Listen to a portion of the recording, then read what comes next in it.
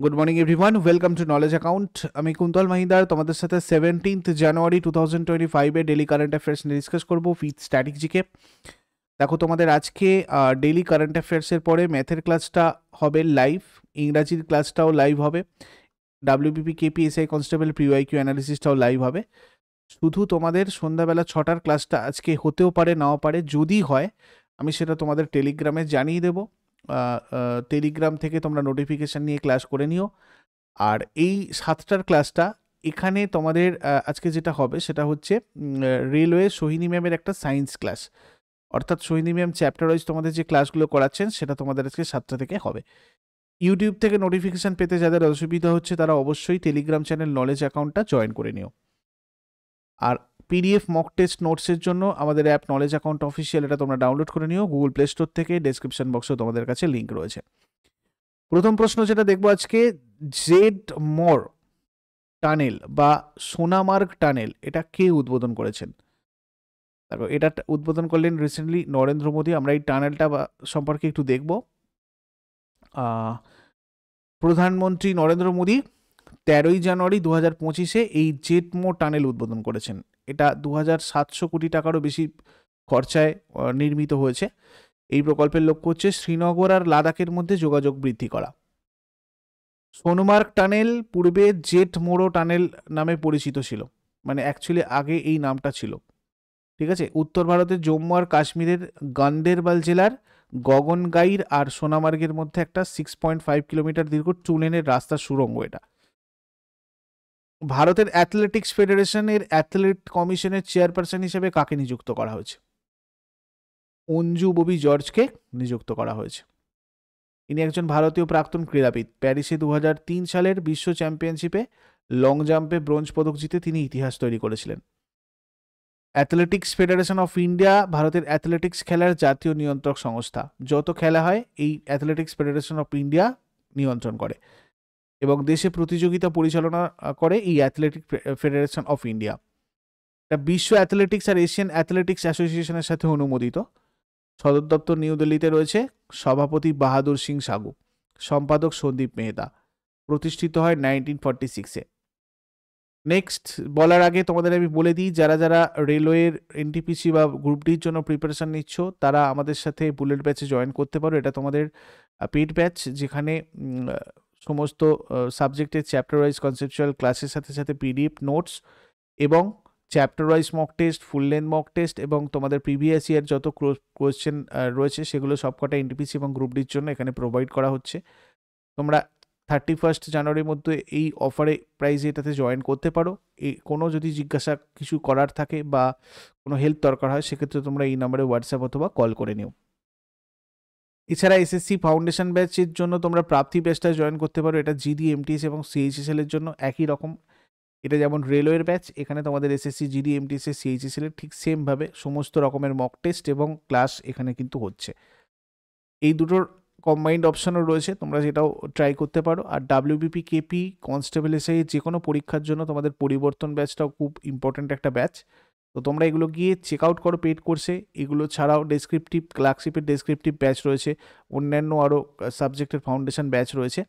এই রিলেটেড কোনো কোয়ারিজ বা হেল্প দরকার হলে অবশ্যই এই নাম্বারে তোমরা যোগাযোগ করে নেবে। নেক্সট কোয়েশ্চেন, সম্প্রতি কে India clean tech manufacturing platform চালু করেছেন? India clean tech manufacturing platform এটা চালু করেছেন পীযূষ গোয়েল। সম্প্রতি কেন্দ্রীয় বাণিজ্য আর শিল্পমন্ত্রী পীযূষ গোয়েল 11ই জানুয়ারি 2025-এ নিউ দিল্লিতে ইন্ডিয়া ক্লাইমেট ফোরাম 2025-এ আনুষ্ঠানিকভাবে India clean tech manufacturing platform চালু করেছেন। এই উদ্যোগের লক্ষ্য সৌর, বায়ু এবং হাইড্রোজেনের মতো ক্ষেত্রে ভারতের ক্লিনটেক মূল্য শৃঙ্খলকে শক্তিশালী করা। তারপরে সম্প্রতি নওয়াব সালাম কোন দেশের নতুন প্রধানমন্ত্রী হিসাবে নিযুক্ত হয়েছেন? নওয়াব সালাম লেবাননের নতুন প্রধানমন্ত্রী হিসাবে নিযুক্ত হয়েছেন। বর্তমানে আন্তর্জাতিক বিচার আদালতের সভাপতি। রাজধানী বৈরুট। মুদ্রা লেবানিজ পাউন্ড। অফিসিয়াল ল্যাঙ্গুয়েজ আরবি। মহাদেশ এশিয়া। আর একটা কোয়েশ্চেন হচ্ছে, আইপিএল দল পাঞ্জাব কিংসের নতুন অধিনায়ক হিসাবে নিযুক্ত হয়েছেন।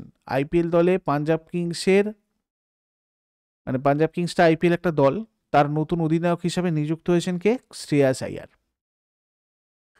2025 সালের ইন্ডিয়ান প্রিমিয়ার লিগ মরশুমের জন্য আনুষ্ঠানিকভাবে শ্রেয়াস আইয়ারকে পাঞ্জাব কিংসের অধিনায়ক হিসাবে মনোনীত করা হয়েছে।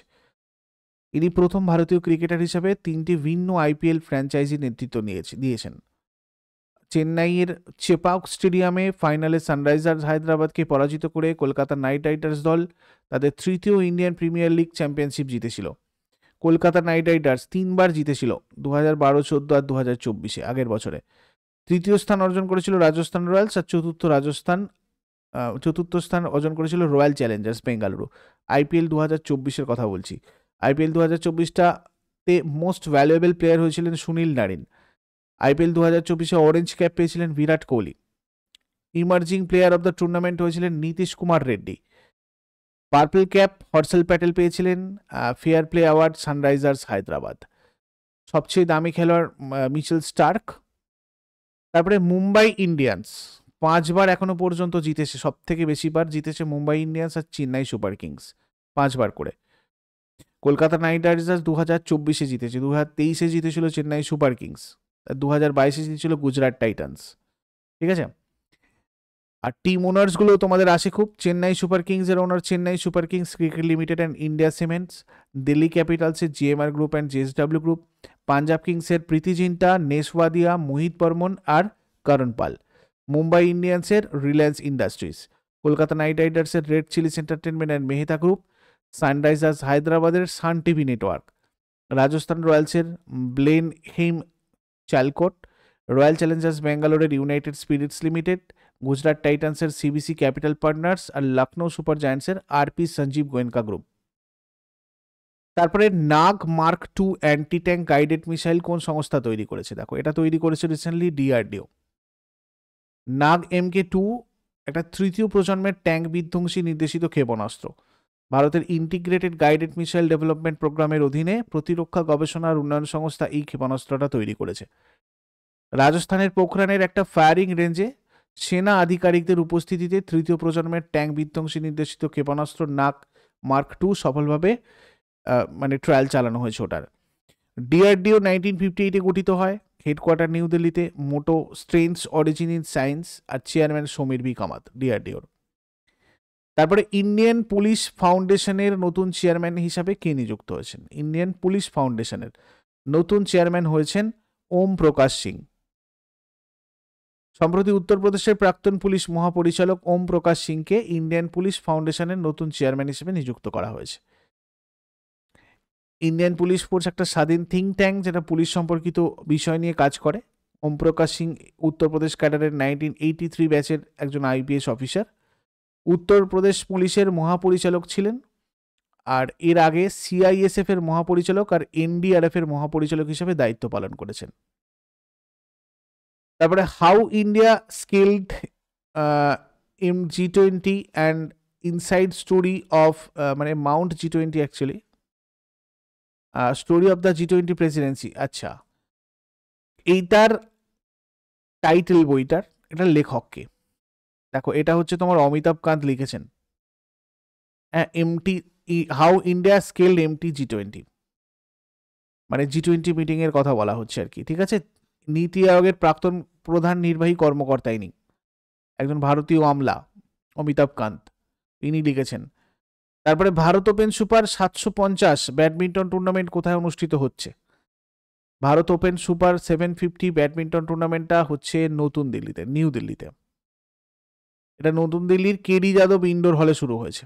তারপরে মহিলাদের আন্ডার 19 একদিনের ট্রফির ইতিহাসে সর্বোচ্চ ব্যক্তিগত রান সংগ্রহকারীকে? সর্বোচ্চ ব্যক্তিগত রান সংগ্রহকারী হচ্ছেন ইরা যাদব। মহিলাদের আন্ডার 19 একদিনের ট্রফিতে ইরা যাদব 157 বলে অপরাজিত 346 রান করেছেন, যাতে 42টা 4, 16টা ছক্কা রয়েছে। মেঘালয়ের বিরুদ্ধেই রান করা হয়েছে। এই রেকর্ড আগে ছিল স্মৃতি মান্দানার, যিনি 2023 সালে 224 রান করেছিলেন। তারপরে উট উৎসব কোথায় অনুষ্ঠিত হয়? ক্যামেল ফেস্টিভ্যাল, এটা তোমার বিকানেরে। ঠিক আছে, পর্যটন বিভাগ রাজস্থানের বিকানের জেলায় 2025 সালে 11 আর 12 জানুয়ারিতে এই উট উৎসব পালন করছে। বিকানের অঞ্চল উটের জন্য বিখ্যাত। দেখো, এরকম কিছু ফেস্টিভ্যালস আছে রাজস্থানের, যেমন মেওয়ার ফেস্টিভ্যাল উদয়পুরে হয়, উইন্টার ফেস্টিভ্যাল মাউন্ট আবুতে, কাইট ফেস্টিভ্যাল জয়পুরে হয়, লিটারেচার ফেস্টিভ্যাল হয় জয়পুরে, মানেশ্বর ফেয়ার হয় তোমার দুর্গাপুরে, ডেজার্ট ফেস্টিভ্যাল হয় জয়সালমীরে, ক্যাবেল ফেস্টিভ্যাল বিকানেরে, নাগাউর ফেয়ার নাগাউরে, পুষ্কর ফেয়ার হয় পুষ্করে, এলিফ্যান্ট ফেস্টিভ্যাল হয় জয়পুরে। ঠিক আছে, তারপরে আর্মড ফোর্সেস ভেটারান্স ডে কবে পালন করা হয়? আর্মড ফোর্সেস ভেটারান্স ডে এটা 14th জানুয়ারি পালন করা হয়। ঠিক আছে, এবছর এটা 9th আর্মড ফোর্সেস ভেটারান্স ডে। এর লক্ষ্য জাতির সেবায় আমাদের প্রবীণ সৈনিকদের নিঃস্বার্থ নিষ্ঠা ত্যাগকে স্বীকার এবং সম্মান করা। এবার আগের দিনে হোমওয়ার্কগুলো সবাই মিলিয়ে নাও। দিলওয়াড়া মন্দির এটা রয়েছে কোথায়? রাজস্থানে। ভারত সভার প্রতিষ্ঠাতা সুরেন্দ্রনাথ বন্দ্যোপাধ্যায়। আর আজকে তোমাদের জন্য প্রশ্ন থাকবে, কেলভিন কিসের একক? আর ভারতীয় সংবিধানে কোন সংশোধনীর মাধ্যমে ভোটাধিকারের বয়স 21 বছর থেকে 18 বছর করা হয়েছে? আর 15th জানুয়ারি হোমওয়ার্কের অ্যান্সারগুলো একবার দেখে নাও। পশ্চিমবঙ্গে পঞ্চায়েত ব্যবস্থার স্তর আছে 3টে। Satyajit Ray film and television institute কোথায় অবস্থিত? এর উত্তর হয়ে যাবে কলকাতা। ঠিক আছে, 16 জানুয়ারি 2025-এর কোয়েশ্চেন্স কি ছিল এবার রিভাইজ করে নেব। কোন রাজ্য সরকার 12 জানুয়ারি 2025 সালে স্বামী বিবেকানন্দ যুব শক্তি মিশন চালু করে? তো এটা আমাদের হয়ে যাবে মধ্যপ্রদেশ। কোন রাজ্য আয়ুষ্মান ভারত প্রধানমন্ত্রী জন আরোগ্য যোজনা বাস্তবায়নকারী 34তম রাজ্য হিসেবে আত্মপ্রকাশ করেছে? উড়িষ্যা। প্রয়াগরাজে মহাকুম্ভের সময় ভারতের প্রাণবন্ত সংস্কৃতিকে তুলে ধরার জন্য কালগ্রাম কোন মন্ত্রণালয় তৈরি করেছে? সংস্কৃতি মন্ত্রণালয়। কোন কেন্দ্রীয় মন্ত্রী মেয়েদের ক্ষমতায়ন আর ডিজিটাল শিক্ষার প্রচারের জন্য সশক্ত বেটি আর ই দৃষ্টি প্রকল্প দুটো চালু করেছে? ধর্মেন্দ্র প্রধান।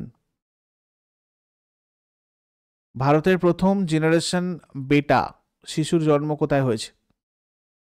আইজলে। সম্প্রতি লোহড়ী উৎসব কোন দিনে পালিত হয়েছে? 13th জানুয়ারি। সম্প্রতি কোন রাজ্যে আন্তর্জাতিক ঘুড়ি উৎসব শুরু হয়েছে? আহমেদাবাদ। সম্প্রতি প্রশান্ত কুমার সিং নিচের কোন রাজ্যের নতুন মুখ্য সচিব হিসেবে নিযুক্ত হয়েছেন? মণিপুর। কে সম্প্রতি কলকাতার সায়েন্স সিটিতে জলবায়ু পরিবর্তনের ওপর একটি আর্ট গ্যালারি উদ্বোধন করেছেন? গজেন্দ্র সিং শেখাওয়াত। সম্প্রতি দিল্লি পুলিশের নতুন বিশেষ কমিশনার হিসেবে কাকে নিযুক্ত করা হয়েছে? বিজয় কুমার। এগুলো ছিল তোমাদের আগের দিনের প্রশ্ন। ইউজফুল বলে মনে হলে লাইক করো, শেয়ার করো বন্ধুদের সাথে, আর কমেন্ট করে ফিডব্যাক জানাও। প্রতিদিন সকাল 6টার সময় ডেলি কারেন্ট অ্যাফেয়ার্সের আপডেটের জন্য নলেজ অ্যাকাউন্টকে সাবস্ক্রাইব করো, বেল আইকন প্রেস করে অলে ক্লিক করে নাও। Thank you so much, take care, have a great day.